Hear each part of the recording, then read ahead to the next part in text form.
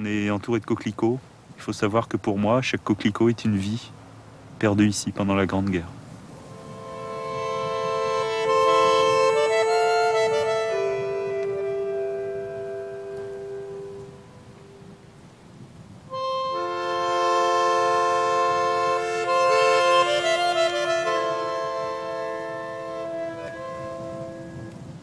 Je demande une minute de silence aux enfants de Fricourt, morts pour la France.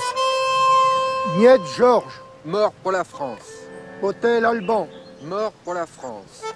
Potel Omer, mort pour la France. Riffard Léon, mort pour la France. Après, nous nous rendons au cimetière anglais la même journée pour un dépôt de gerbes et une minute de silence aussi au cimetière anglais. Il y a 6 cimetières anglais sur le territoire. Il y a 970 tombes. Et je veux dire des bêtises, je crois que c'est 2970 morts anglais. Cimetière allemand, il doit y avoir 18 000, il y a 11 000 connus et 7 000 inconnus. C'est un très grand cimetière qui fait 1,5 hectare, qui est situé route de Pozières. À Fricourt, il y a 472 habitants. Ça fait peu d'habitants par rapport au nombre de morts. Oui, c'est vrai, oui. Bon, la génération, elle disparaît. Il y a encore 2-3 personnes dans le village qui vous expliqueront bien, mais ça disparaît. Il n'y a plus de... Pour dire, il n'y a plus de personnes qui ont vécu ce temps-là. Oh, je crois que ça va être une page qui va se tourner. Est-ce que nos parents ont peut-être trop souffert, ils n'ont pas causé, qu'ils n'ont participé? Je ne peux pas dire. On tombe dans un autre système, une autre société, il n'y a pas. Fourcy Désiré, mort pour la France. Fourcy Léon, mort pour la France. Magnier Alcindor, mort pour la France. Martin Arthur, mort pour la France. Billard André, mort pour la France. Mais quand ils ont fait ça, ils avaient 18 ans. Ils n'avaient pas 75 ans et une grosse moustache blanche. Ils avaient 18 ans, ils avaient 20 ans, bien sûr. Et c'était pas des pépés. Et puis maintenant que moi, je suis plus vieux que les combattants de 14, parce que moi, j'ai plus 20 ans, je me dis, mais enfin, c'était des gamins, quoi. Maintenant, je les vois de mon côté. Mais quand moi, je riais de Pépé, mais attends, Pépé, il avait mon âge quand il a fait ça. Il avait mon âge quand moi, je riais de lui. Il avait 15 ans, il avait 18 ans, il avait 20 ans. Et puis maintenant, quand je pense à eux, je pense à eux comme des enfants, quoi.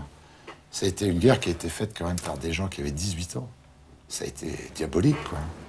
C'est une guerre de masse, par le nombre de combattants et par l'engagement massif, en quelque sorte, de chaque pays.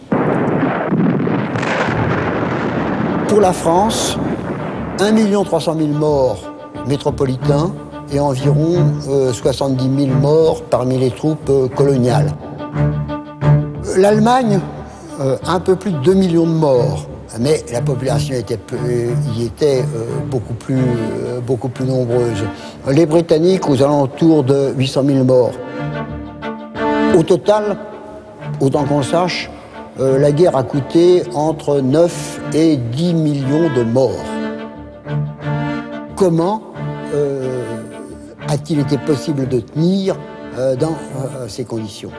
Et bien entendu, la seule réponse qui a permis d'accepter ces sacrifices totalement inouïs, c'est dans chaque pays, pas seulement en France, bien entendu, la puissance du sentiment national, la volonté de défendre son pays. Ça ne veut pas dire qu'on le disait tous les jours, mais c'est bien cela, le fond des choses.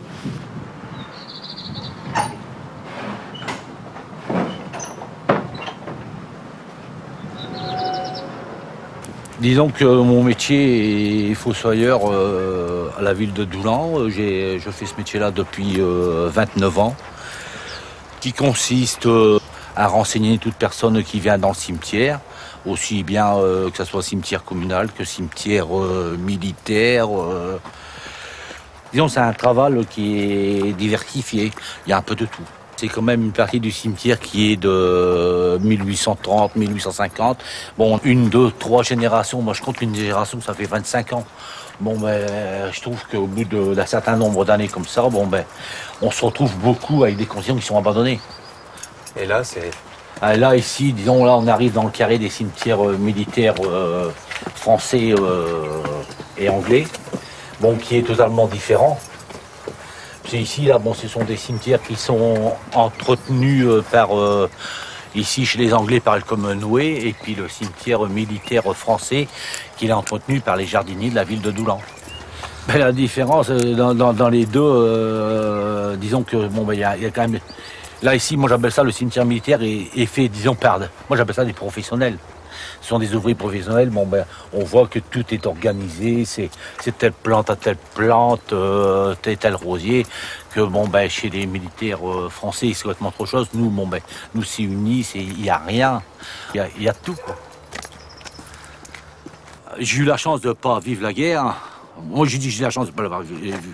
Mais les jeunes de 20 ans, ils ont certué sur un champ de bataille. On ne fait pas trop pour des jeunes de 20 ans, ils ont donné leur vie. Ça, pour moi, on ne fait rien de trop pour un gars qui a été tué pendant la guerre.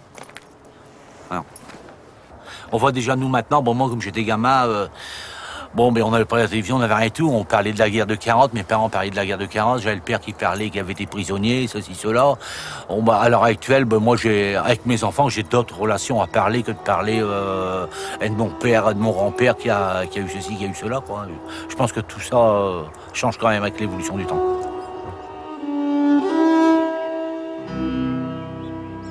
Ici, c'est un petit carré, si vous voulez, qui est un Britannique en France, c'est entretenu d'une autre façon. Je pense que les familles sont contentes que les soldats soient enterrés dans ce cadre-là. On compare les cimetières, mais on ne dit pas vous en faites de trop, non. Non, nos visiteurs britanniques, au contraire, pensent quelquefois qu'on n'en fait même pas assez, quoi. Ouais. Ils aiment bien voir le jardin à l'anglaise. Ce qui est important pour nous, c'est la hauteur du gazon à proportion de la stèle. Les stèles doivent ressortir du sol à 81 cm. C'est là que la stèle est à son mieux, on la voit très bien. Mais enfin, on recherche aussi des roses qui ont une certaine hauteur à proportion des stèles, 70-75 cm, pour que les proportions soient bien gardées. On a aussi des largeurs. Les bordures devant les stèles il y a une tolérance de 45 à 60 cm. Derrière, c'est de 10 à 15. La hauteur des marches, en général, les premières marches autour des abris ou autour de la pierre du souvenir, c'est toujours 10 cm. C'est une question de proportion.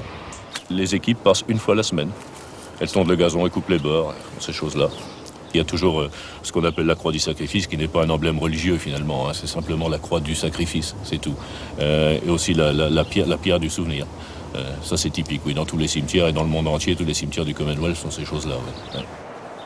Il y a une égalité parmi toutes les victimes. D'ailleurs, que ce soit une inégalité de grade aussi, puisqu'on a des officiers supérieurs qui sont enterrés à côté de simples soldats. Ces choses-là, c'est venu.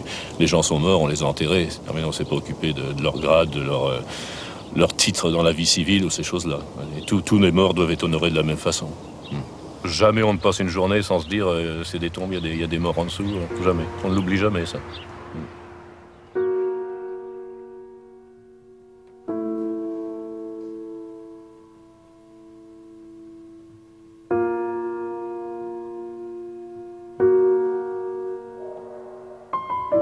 Ici, pour moi, ce que je ressens, c'est pas la propreté, c'est surtout la paix, le repos enfin, parce qu'ils en ont tellement bavé pour venir, ils en ont tellement bavé quand ils étaient ici, et a priori, s'il n'y avait pas eu la guerre, ils auraient pu créer une famille, ils auraient pu créer. Il y a combien de musiciens ici, il y a combien d'ingénieurs, il y a combien de cinéastes, il y a combien de rêves qui sont brisés ici, il y a combien de choses qui ont été anéanties par la guerre. Par la folie des hommes. Ouais. Moi, je crois qu'on n'arrive pas à mesurer le chagrin qu'il y a là. Et à la rigueur, cette beauté, ces arbres sont vraiment géniaux. Ces pelouses sont toujours immaculées. Et le travail des jardiniers était extraordinaire. Mais je crois qu'on leur doit bien ça. Ouais, on leur doit bien ça. Depuis quand cette passion pour la Grande Guerre? Depuis l'âge de 14 ans.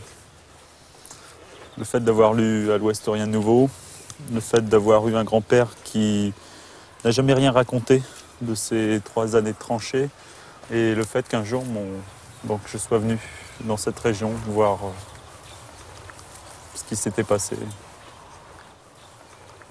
Au début, on croit que cette guerre devait durer quelques semaines. En France, les optimistes disaient qu'il serait rentré pour les vendanges. Nous sommes dans un pays encore foncièrement rural. Et les pessimistes pensaient peut-être à Noël. Comme on avait souvent dit que personne ne pouvait prévoir ce qui allait se passer, etc., que tout le monde a été extraordinairement surpris, il est intéressant de lire ce texte, donc écrit quelques jours avant que la guerre ne commence. Et vous allez voir, c'est un texte tout à fait extraordinaire. Donc il est écrit par un Allemand à Berlin le 30 juillet 14.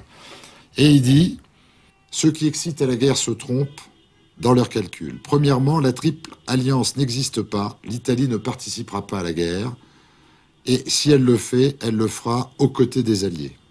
L'Angleterre ne restera pas neutre, mais au contraire, elle viendra au secours de la France. Soit tout de suite, soit au moment où la France paraîtra gravement menacée. Tous les pays anglo-saxons, et en particulier l'Amérique, nous seront hostiles. Et probablement en sera-t-il du monde entier. Une révolution n'éclatera en Russie que si les Russes sont vaincus. Le seul vainqueur du conflit, ce sera l'Angleterre. L'Allemagne aura combattu pour rien, de même que c'est pour rien qu'elle sera entrée en guerre. 1 million de cadavres, 2 millions de mutilés, 50 milliards de dettes. Tel sera le bilan pour l'Allemagne de cette guerre fraîche et joyeuse, rien de plus.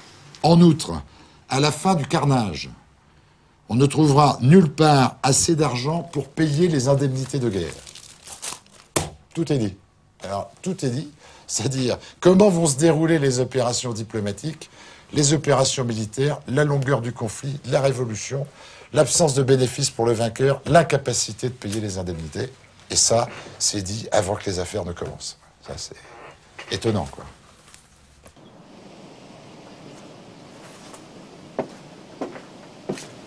Il y a d'abord le livre des visiteurs où les gens mettent leur signature, leur adresse et puis quelquefois ce qu'ils pensent. Et le registre de tous les noms qui permet aux visiteurs de trouver une tombe s'ils la cherchent. Les Anglais ont tendance à mettre des choses de la Bible ou Rest in Peace, qui est toujours les 3 lettres, RIP. Là, il y a toute évidence un jeune couple qui dit qu'ils ont amené leur enfant qui n'avait que 5 mois et que ceux qui sont dans le cimetière sont presque aussi des enfants.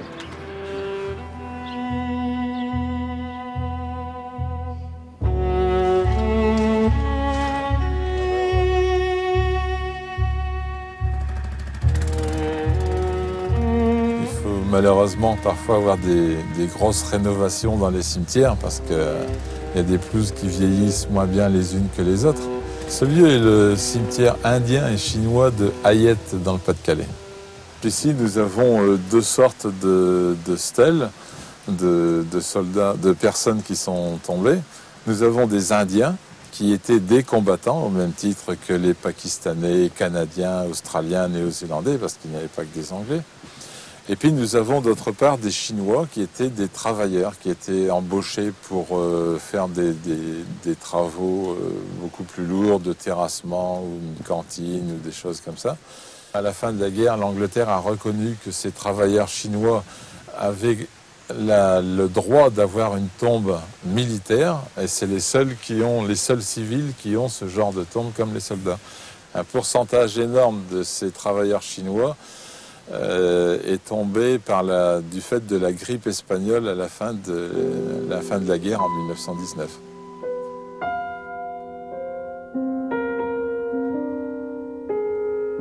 Cette carte est la région de la France où il y a la plupart des cimetières militaires du Commonwealth en France. Il y a environ 500 000 stèles dans les cimetières. 400 000 sont identifiés. Sur la stèle, l'information est assez simple, le rang, le nom, les médailles s'il y en a, une simple croix si la famille le veut et une simple inscription de la part de la famille. Je m'intéresse à tous les soldats qui s'appellent Owen. Comment vous faites? Et bien là, je vais taper le mot Owen dans les soldats. Et là va apparaître toute la liste des Owen. Son prénom, Wilfrid. Vous pensez qu'il n'a qu'un seul prénom? Je ne suis pas sûr. Donc je vais vous faire... Et il a combattu en France? En France. Alors je sais qu'il est poète. Il est poète. Vous ne savez pas son grade par hasard? Non. Il apparaît 2 soldats du nom de Owen. Le premier, c'est Wilfred Owen, qui a été tué en action, qui est mort le 4 novembre 18 et qui est enterré au cimetière de Horse. Ensuite, vous avez le caporal Wilfred John Owen, qui est malheureusement commémoré sur le mémorial de Soissons. Il n'a pas de tombe connue. Donc nous revenons sur le lieutenant Owen. Il est enterré dans la rangée A, tombe 3. Non. Quand les familles viennent vous voir ici à la recherche de soldats, quel effet ça leur fait? Ils sont très émus. Très émus. Oui. Heureux et émus. Et particulièrement lorsqu'on retrouve la stèle. Tout est contre nature, cassé, disloqué. Les distorsions des morts, dont les corps impossibles à enterrer gisent jour et nuit à proximité des abris, sont une des vues les plus exécrables qui soient. En poésie, ces images sont censées être les plus glorieuses. Mais de voir jour et nuit tous ces morts s'amasser en groupes immobiles et de les retrouver à la même place une semaine plus tard. Quand on revient en première ligne, cela ne peut que miner l'esprit combatif. Wilfred Owen, 1917. Lettre à sa mère. Bailey, Bacon, Brow, Davis, Gilbert, Gamble, French, Holborn, Liddell, Lowe, Macdison, Osborne, Nichols, Richardson, Smith, Stevenson, White. Eh bien, il y en a 73 000 noms comme ceux-là.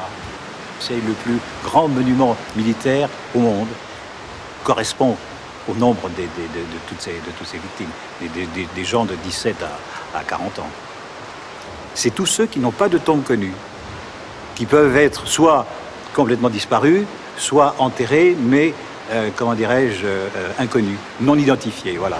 Un soldat, même non identifié, a droit à une sépulture individuelle. Et c'est tout à fait différent de l'état d'esprit en France et en Allemagne. Les pertes de la bataille de la Somme ont été énormément plus importantes que celles de Verdun. Entre les Britanniques, les Français, les Allemands, les pertes. Par perte, il faut entendre tués, blessés, disparus. S'élève à peu près 1 250 000, 1 300 000 hommes.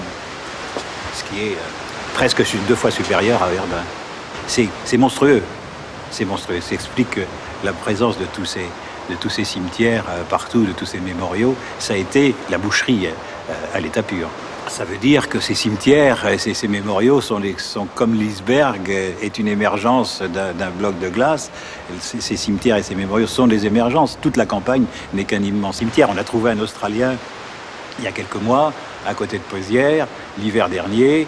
Et il était là donc depuis. Il avait été tué pendant la bataille de la Somme en août 1916. On l'a retrouvé plus de 80 ans après. Il y a beaucoup de pays étrangers qui ont envoyé des soldats pour combattre du côté pour nous aider. Bien sûr, l'Australie par exemple, la Nouvelle-Zélande, les Canadiens, les Hindous. Les Australiens sont sous commandement anglais et il y aura énormément de problèmes de discipline par rapport à la gentry anglaise chez les officiers. Et on ne salue pas un officier anglais.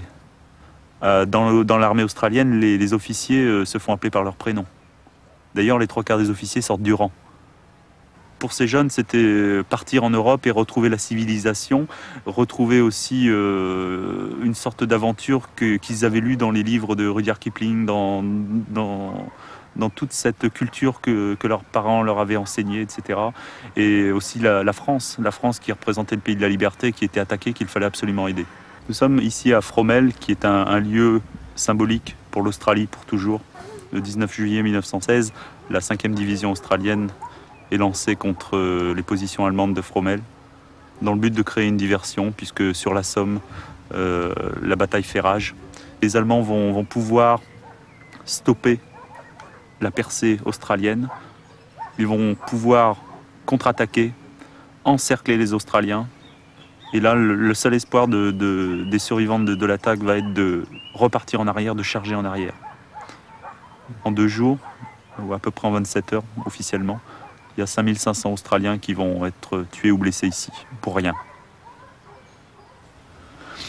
C'est très difficile, c'est très très émouvant, parce que je sais qu'ils sont vachement jeunes. Ils sont venus ici, ils ne voulaient pas mourir. C'était pas des militaires. Ils pensaient faire ça comme une grande aventure. Seulement ici, ils se sont fait... C'était la boucherie.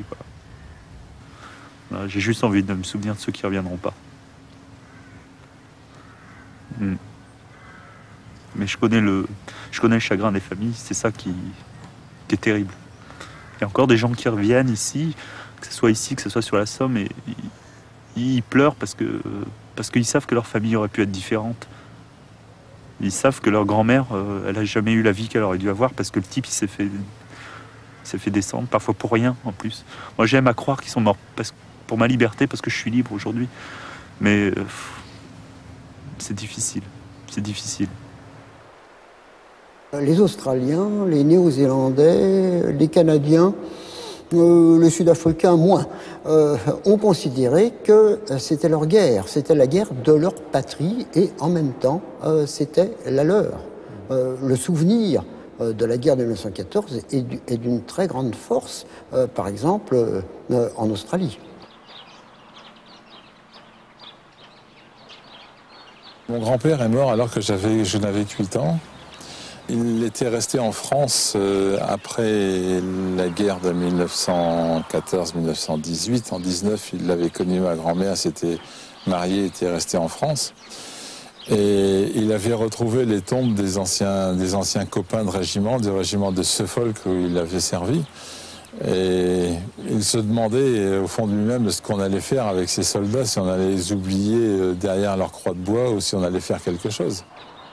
Aussitôt qu'il a appris qu'il y avait un service qui s'organisait pour entretenir les cimetières et que les anciens combattants britanniques restés sur le terrain, restés en France, seraient embauchés en priorité pour y travailler, il a désiré venir s'engager immédiatement. La famille de mon grand-père habitait un petit village dans le Suffolk qui s'appelait Moulton. Et quand il arrivait dans le village, dans ce petit village, c'était un peu l'orgueil du village de revoir mon grand-père, parce que avoir un enfant du village qui était en France pour entretenir les tombes des militaires tombés à la Première Guerre, c'était quelque chose d'exceptionnel. C'était presque un être exceptionnel pour eux, quoi. Il est décédé, j'avais 8 ans, mais je me rappelle très très bien de lui. Très bien de lui. J'étais élevé par ma mère et ma grand-mère et il fallait bien trouver du travail. Et puis, on s'est inquiété de savoir si ce genre de travail me plairait. On a repris contact avec le bureau des cimetières militaires à Albert. Et puis, j'ai trouvé un engagement un mois après avoir quitté l'école communale. Très jeune? Très jeune, à l'âge de 14 ans. Je sers à entretenir la mémoire des soldats disparus pendant la Grande Guerre. C'est à ça que je sers.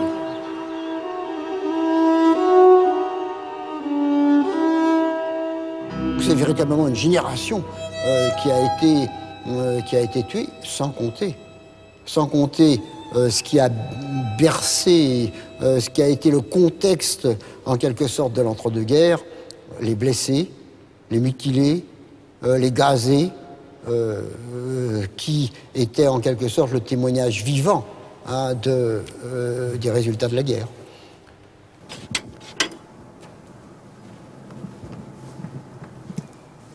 Ce cimetière est le cimetière de Suzanne, il porte le nom de numéro 3. 3 des soldats qui se trouvent enterrés ici ont été des soldats qui ont été passés par les armes, considérés comme déserteurs et passés en cour martiale. Il y en a eu très très peu par rapport au nombre de soldats qu'il y avait sur le terrain quand même. Ils sont honorés ici tout à fait comme les autres soldats. Il n'y a aucune différence dans leur tombe. Il est impossible de déterminer dans le cimetière où se trouvent les soldats, ce genre de soldats. Bientôt ce sera la retraite, mais vous reviendrez encore. Ah oui, je continuerai de visiter les cimetières. C'est plus que de la visite, c'est pas une visite comme ça. Je sais exactement, sans les avoir visités, je connais le nombre des morts britanniques de la Première Guerre, de la Deuxième Guerre. Et le côté humain, il réside dans ces chiffres abominables.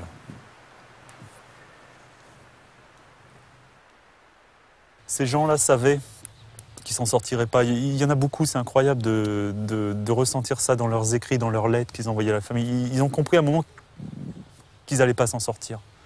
Et leurs tombes sont ici pour nous dire que c'est une génération sacrifiée, quoi.